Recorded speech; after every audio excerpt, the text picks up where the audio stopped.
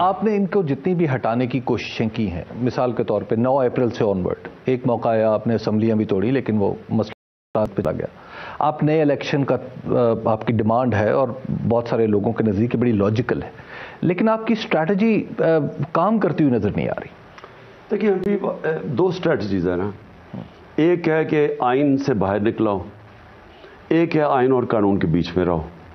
میں نے بلکہ 26 سال پہلے فیصلہ کیا تھا، میری پارٹی کا نام انصاف کی تحریک، بالکل، تو انصاف کا مطلب rule of law, rule of law کا مطلب کانسٹیٹیوشنلزم، اور جو آپ کو آئین اجازت دیتا ہے جس دائرے میں رہ کے آپ کھیلیں، تو وہ اسی اندر ہم کھیلے ہیں ابھی تک۔ میں نے کبھی کوشش نہیں کی دوسری طرف جانے کے لیے، کہ آئین سے باہر نکلنے کے لیے۔ تو ہم نے جب یہ فیصلہ کیا 10 اپریل کو، میں نے فیصلہ کیا کہ میں پبلک میں جاؤں گا جی، اور میں پبلک میں نکل گیا۔ بلکہ پبلک آپ سے پہلے نکلا ہے۔ ہاں، پبلک بلکہ 10 کو نکلا ہی، اس کے بعد میں نکلا۔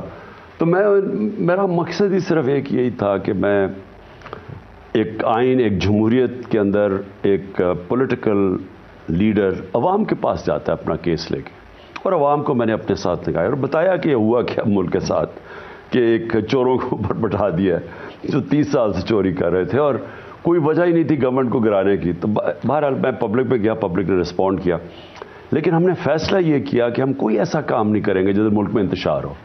تو جو دوسری چیز ہے نا، اگر آپ گورنمنٹ گرانا چاہتے ہیں تو ایک تو آپ پبلک کا پریشر ڈالتے ہیں ان کو۔ آج 70% پاکستانی کہہ رہے ہیں کہ الیکشن کرواؤ، گیلپ کی سروے ہے۔ دوسری طرف آپ یہ کریں کہ خون خرابہ ہو، لوگ مریں اور تباہ ہوں، وہ دوسرا طریقہ ہے۔ وہ ہم نے فیصلہ کیا کہ ہم نہیں کریں گے۔ اور میں آپ کو بتاؤں 26 مئی کو ہم نے جب دھرنے کا اعلان کیا تھا، تو مجھے پتا تھا اس دن اگر میں وہاں بیٹھ جاتے ہم اسلام آباد میں، تو مجھے پتا تھا خون ہوگا۔ اب جب ہم 26 نہیں، آپ 25 مئی کی بات نہیں، میں 26 مئی کی، کیونکہ ہم صبح پہنچے تھے، میں پہنچتے 26 مئی ہو گیا تھا، تو ہم نے بیٹھنا تو اس دن شام کو تھا۔ پھر جو 26 نومبر تھا، وہ اتنی پبلک آئی تھی۔ اب وہ اس پبلک کو اگر ہم صرف یہی کنورٹ کر دیتے ہیں کہ ہم سارے اسلام آباد کو چوک کر دیں، ہم یا کہتے اسلام آباد کے اندر جانے لگے، تو وہ اتنی پبلک کو کوئی نہیں روک سکتا، لیکن انتشار ہونا تھا۔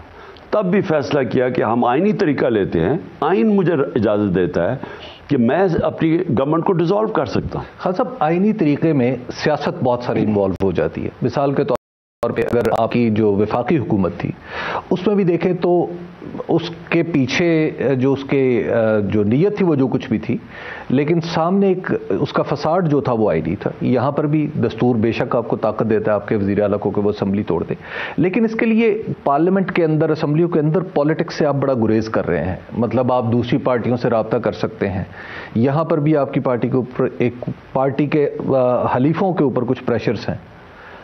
دیکھیے اب ہے کیا یہاں، یا پہلے تو ہماری گورنمنٹ گئی کیسے؟ آصف زرداری آیا وہاں سے اور 2-3 لوگوں نے بیگز پکڑ کے سندھ سے پہنچے۔ یا وہ سندھ کی گورنمنٹ کا پیسہ چوری کیا ہوا تھا، یا وہ کوئی چوری کا پیسہ تھا، کیونکہ حلال پیسہ تو نہیں تھا۔ اس پیسے سے انہوں نے 20-20 25-25 کروڑ دے کے لوگوں کو خریدنا شروع کیا سندھ ہاؤس کے اندر۔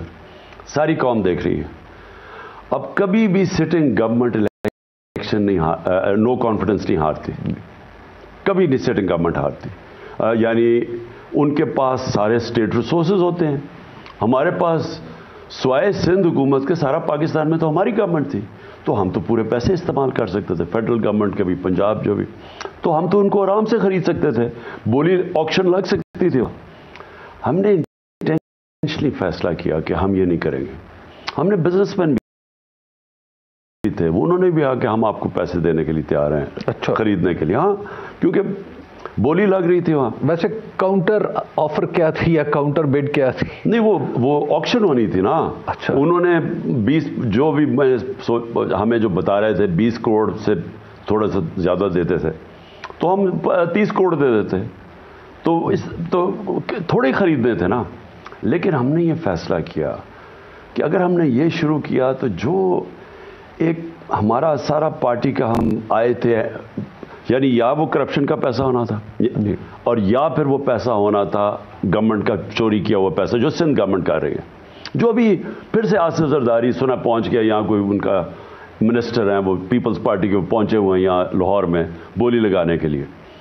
تو ہم نے فیصلہ کیا کہ ہم نہیں کریں گے. اب میں یہ صرف یہ کہہ رہا ہوں کہ اس ملک کی اخلاقیات کو ہم نے کدھر تک نیچے لے کے جانا ہے.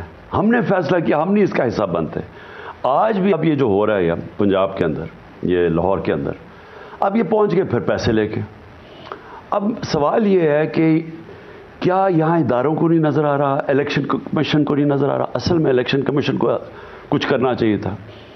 ریڈ ہینڈڈ پکڑا گیا رضا گیلانی کا لڑکا پیسہ دیتے ہوئے سینٹ الیکشن میں یوسف کے. الیکشن کمیشن کے پاس کیس کیا، کچھ بھی نہیں ہوا. جبکہ سپریم کورٹ نے کہا ہوا تھا کہ سینٹ کے الیکشن میں ویریفائبل ووٹ ہو ایم پیز کی تاکہ پتہ چلے. الیکشن کمیشن نے نہیں کرنے دیا. اب پھر جب سارا سندھ ہاؤس میں منڈی لگی ہوئی تھی، کوئی الیکشن کمیشن نے کچھ نہیں کیا.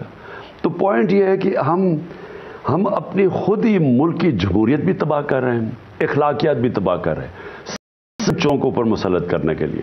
خان صاحب، جتنا بھی سسٹم ہے، ظاہر ہے ریاست کے ادارے ہیں، الیکشن کمیشن ہے، عدلیہ ہے اور اسٹیبلشمنٹ ہے جس کا بھی آپ نے خود بھی ذکر کیا. آپ ان سب اداروں کے اگینسٹ سم ہاؤ، آپ کی رائے جو ہے وہ ایک تاثر یہ ہے کہ ان کے اگینسٹ ہے. آپ نے کل کو حکومت پہ بھی آنا، آپ ایک گورنمنٹ ان ویٹنگ ہے، ظاہر ہے سب سے بڑی پارٹی ہے آپ کی. تو آپ نہیں سمجھتے کہ جب آپ حکومت میں آئیں گے تو ان اداروں سے ہی آپ نے کام لینا ہے، تو آپ اختلافات کو نفرت کی حد تک نہ پہنچنے دیں؟ دیکھیے حبیب، اب ایک پاکستانی ہوتے ہوئے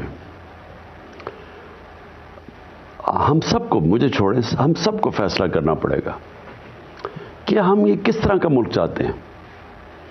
کیا ہم یہ ملک یہ چاہتے ہیں کہ اس ملک میں ایک آدمی، میں اسٹیبلشمنٹ کی بات کر رہا ہوں، اتنی طاقت ہے ایک آدمی میں کہ ایک آدمی فیصلہ کرتا ہے گورنمنٹ گانے چوروں کو اوپر لانے کا اور ان کو این آر او دلوانے کا. اب کیا ہم بھیڑ بکریوں کی طرح اس کو قبول کر لیں؟ اب سوال یہ ہے کہ اگر وہ فیصلہ کر گیا ہے اور وہ نقصان واضح ہے اب سامنے، ملک کلیپس کرنے پہ ہے، اکانومی بیٹھ گئی ہے. ذرا ہندوستان کے ٹی وی پہ پروگرام سے دیکھیں پاکستان کے اوپر کیا کر رہے ہیں کہ جی بھیک مانگنے کے لیے نکلے ہوئے ہیں، ملک میں پیسہ نہیں ہے، ڈالر سب دنیا کے سامنے ہے. اب تو کوئی چیز چھپتی نہیں ہے نا، آپ گوگل کریں تو پتہ چل جائے گا پاکستان کے حالات کیا ہیں. تو ان حالات کو جو آدمی جو ذمہ دار ہے اس کا، اب مجھے بتائیں کہ کیا میں چپ کر کے کہ وہ ناراض نہ ہو جائے کیونکہ وہ اسٹیبلشمنٹ ہے تو وہ ناراض ہو جائے گی، تو میں چپ کر کے قبول کر لوں یا اس ناانصافی کو قبول کر لوں؟ اور ملک کے اوپر، اچھا میں یہ بھی مان لیتا، ٹھیک ہے جی عمران خان کی حکومت اچھی نہیں کر رہی تھی، 6% گروتھ ریٹ تھا، چلیں آپ کوئی ایسے ٹیکنوکریٹس لیں، بسم اللہ. لیکن چوروں کو اوپر مسلط کرنا، جنہوں نے بینک کرپٹ کیا ہے، نون لیگ 2 دفعہ 99 میں گئی ملک بینک کرپٹ جی، اور 2018 میں ملک بینک کرپٹ. ان کے پیسے بن جاتے ہیں، ملک بینک کرپٹ ہو جاتا ہے. ان کو اوپر لانا اور ہم یہ قبول کر لیں اور ہم کہیں گے جی وہ ناراض نہ ہو جائے اسٹیبلشمنٹ. دیکھیں میں تو ایک حد تک ہمیشہ سمجھتا ہوں کہ آپ کو کمپرومائز کرنی چاہیے. میں یہ سمجھتا ہوں کہ یہ ملک، میری تو ساری اسٹرگل ہے رول آف لا کی، انصاف کی. انصاف کے لیے آپ کو عدلیہ چاہیے، آپ کو کم سے لڑائی نہیں کرنی چاہیے. جب تک عدلیہ سٹینڈ نہیں لے گی رول آف لا کے لیے، یہاں یعنی رول آف لا کا انصاف کا مطلب یہ کہ طاقتور کو جب تک وہ قانون کے نیچے نہیں لے کے آتی، ملک کا کوئی فیوچر نہیں ہے. میں اپنی ساری قوم کے سامنے کہہ رہا ہوں، اگر اس ملک میں انصاف قائم نہیں ہوتا یہ ملک ختم ہو جائے گا. میں آج اس نتیجے پہ پہنچ گیا ہوں، ملک تو بینک کرپٹ ہے.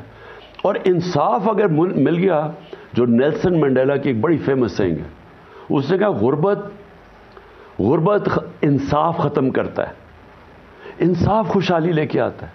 تو یہاں چوروں کو اوپر آپ این آر او دے دیں، غریب لوگ جیلوں میں رہیں اور سمجھے کہ یہ معاشرہ بچ جائے گا.